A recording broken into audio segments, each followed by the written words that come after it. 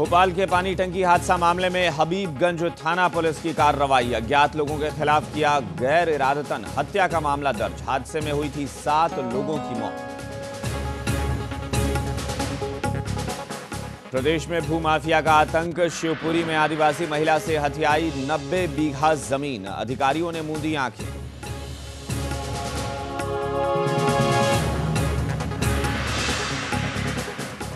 शुरू होते ही गड़बड़ाई सरदार वल्लभ भाई पटेल निःशुल्क दवा वितरण योजना। ग्वालियर के जय आरोग्य अस्पताल में मरीजों को दवाई के लिए करना पड़ रहा है घंटों इंतजार। और 26/11 हमले में मारे गए ग्वालियर के सुशील कुमार को आज तक नहीं मिल पाया शहीद होने का दर्जा। बीटी स्टेशन पर लोगों को बचाते वक्त किए थे प्राण न्यौछावर। तत्कालीन रेल मंत्री ने किया था गैलेंट्री अवार्ड देने का ऐलान।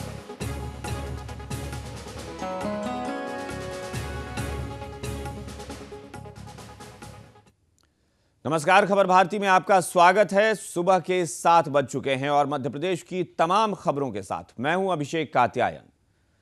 तो मध्य प्रदेश की खबरों की शुरुआत करते हैं भोपाल से। भोपाल के पानी टंकी हादसा मामले में हबीबगंज थाना पुलिस ने अज्ञात लोगों के खिलाफ गैर इरादतन हत्या का मामला दर्ज कर लिया है।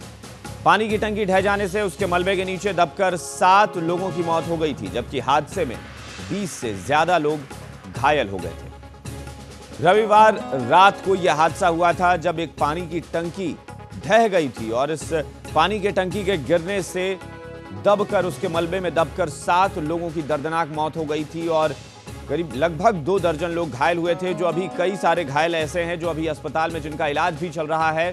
हबीबगंज थाने में अज्ञात लोगों के खिलाफ मामला दर्ज कर लिया गया है। इस वक्त हमारे साथी विवेक पटैया जुड़ गए हैं। विवेक, मामला दर्ज करने की खबर आ रही है, तो फिलहाल क्या जानकारी है इस पूरे मामले में?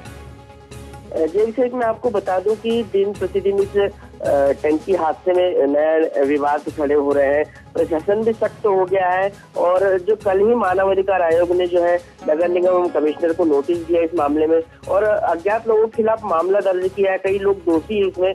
हालांकि अभी तक जो है नगर निगम ने किसी प्रकार की कोई दोषियों पर कार्रवाई नहीं की है। फिर भी मैं एक तरीके से बता दूं तो नगर निगम जो पूरी तरह से इसमें दोषी है वह बहुत सुस्त चाल से चल रहा है और अभी तक उसने दोषी कर्मचारियों के खिलाफ कोई कार्रवाई नहीं की है। जी, तो मतलब ऐसा लगता है कि अब अगर नगर निगम की बात कर लें या प्रशासन की बात करें या कुछ अज्ञात लोग जिनके खिलाफ ये मामला दर्ज किया गया है, एक तरफ मानवाधिकार आयोग की सख्ती, दूसरे तरफ कानून की सख्ती, क्योंकि अब थाने में भी मामला दर्ज कर लिया गया है। मतलब साफ है कि अब इस मामले में कार्रवाई सख्त होने वाली है। जी, कार्रवाई की बात करें तो जब तक जांच रिपोर्ट नहीं आएगी तब तक कार्रवाई तो खाना पूर्ति की जाएगी, क्योंकि मामला अज्ञात लोगों के खिलाफ दर्ज किया गया है। इसमें किसी का नाम नहीं है, तो इसमें भी हम ये कहेंगे कि एक तरीके से कार्रवाई जो है खाना पूर्ति के लिए, एफआईआर भी खाना पूर्ति के लिए हुई है।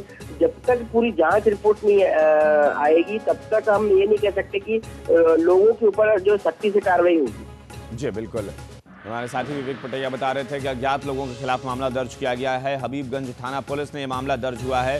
गैर इरादतन हत्या का मामला दर्ज किया गया है। रविवार को पानी की टंकी ढह गई थी, 7 लोगों की बेहद दर्दनाक मौत हो गई थी दबकर।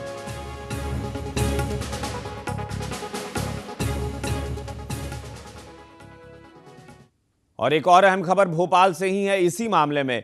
तो जितनी भी भोपाल में जर्जर खस्ता हाल टंकियां हैं, पानी की टंकियां, इन्हें तोड़ने का आदेश जारी हो गया है और खस्ता हाल पहुंच चुकी 3 टंकियों को तोड़ा जाएगा। 3 टंकियां इस वक्त चिन्हित की गई हैं। इंदौर से विस्फोटक विशेषज्ञ सरवटे को बुलाया गया है।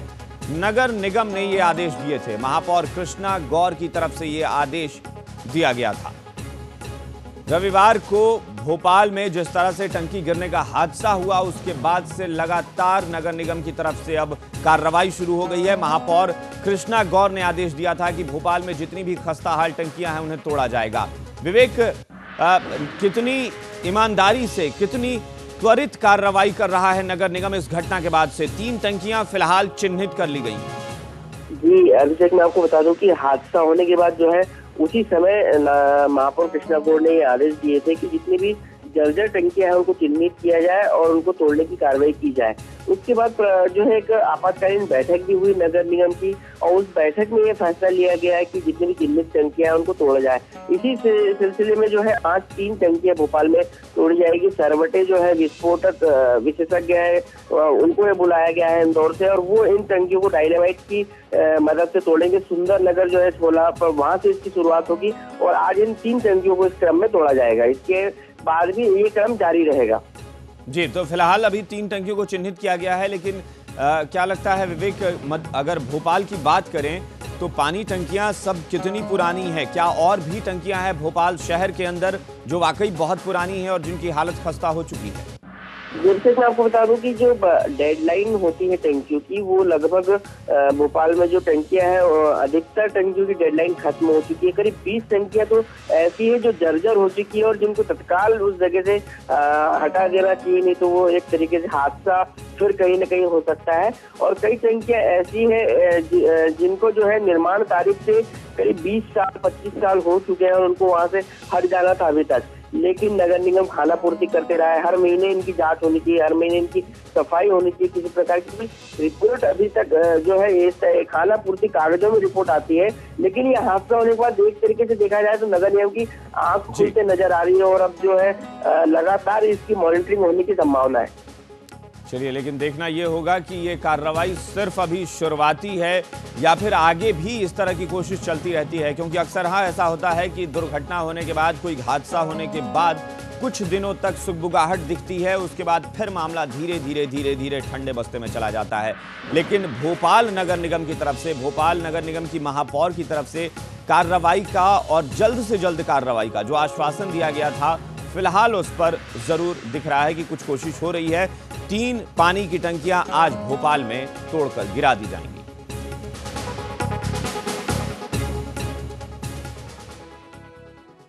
और भोपाल में जो घटना हुई है उसका असर सिर्फ भोपाल में नहीं है, ग्वालियर से भी इस वक्त एक अहम खबर है। जहां टंकी भोपाल में टूटी उसके बाद ग्वालियर नगर निगम प्रशासन सख्त हो गया है। पीएचई के इंजीनियरों से रिपोर्ट मांगी गई है। शहर की 2 टंकियां यहां भी खस्ता हाल हो चुकी हैं, जिनकी हालत काफी खराब है, जर्जर स्थिति में है। तो इन टंकियों को भी हो सकता है कि तोड़ने की कार्रवाई हो। फिलहाल अभी रिपोर्ट मांगी गई है पीएचई विभाग से कि जल्द से जल्द रिपोर्ट दी जाए कि आखिर इन टंकियों की स्थिति कैसी है और कब तक ये चल सकती हैं। हमारे साथी अतुल सक्सेना ग्वालियर से हमारे साथ जुड़ गए हैं। अतुल, जाहिर सी बात है, अभी जैसा कि हम बात कर रहे थे कि एक हादसा होने के बाद कुछ दिनों तक सुगबुगाहट रहती है और उसके बाद एक बेचैनी बाकी जगहों पर भी दिखती है। ऐसा लगता है ग्वालियर में भी उसी तरह की बेचैनी है जैसे मध्य प्रदेश में भोपाल में है। ये अभिषेक, बिल्कुल आपने सही कहा। ग्वालियर का एक पानी की टंकी है जिसको रक्कस टैंक के नाम से जाना जाता है, जो तिघरा जलाशय जो हमारा का मुख्य जल स्रोत है उससे पानी वहाँ रक्कस टैंक में इकट्ठा होता है और वो पूरे शहर में सप्लाई होता है। ये जो टैंक है, ये टंकी है, ये लगभग 80 साल पुरानी है और इसमें भी रिसाव लगातार होता है। कई बार शिकायतें हुई हैं। और इसके अलावा एक गोरखी पानी की टंकी है, वो लगभग 60 साल पुरानी है। कुल मिलाकर ऐसी शहर में 36 टंकियां हैं, जिनमें से ये 2 जो टंकियां हैं वो अपनी आधी अर्धशतक पूरा कर चुकी हैं, 50 साल से ज्यादा पुरानी हैं और ये जर्जर है। कई बार इन टंकियों के रिसाव की शिकायतें की गई, कई बार कहा गया, लेकिन नगर निगम प्रशासन ने इस ओर कोई ध्यान नहीं दिया। लेकिन जो भोपाल में हादसा हुआ है उसके बाद नगर निगम कमिश्नर और नगर निगम की महापौर दोनों ने अधिकारियों से रिपोर्ट मांगी है कि इनकी स्थिति क्या है, क्या किया जा सकता है इनको, ताकि भोपाल जैसी पुनरावृत्ति ग्वालियर में ना हो। जी बिल्कुल। तो ग्वालियर में भी अब सख्ती दिखाई दे रही है। ग्वालियर में भी नगर निगम की तरफ से तुरंत अब इसमें कार्रवाई हो सकती है। प्रशासन सख्त हो गया है, गंभीर हो गया है और ऐसा माना जा रहा है कि 2 टंकियां फिलहाल जो भोपाल में ग्वालियर में चिन्हित की गई हैं, उन टंकियों को भी गिराया जाए, क्योंकि दोनों की आयु 50 साल से ज्यादा हो चुकी है और दोनों की हालत खस्ता है। फिलहाल पीएचई के इंजीनियरों से इस मामले में रिपोर्ट मांगी गई है कि वो रिपोर्ट दें कि इन टंकियों की स्थिति कैसी है।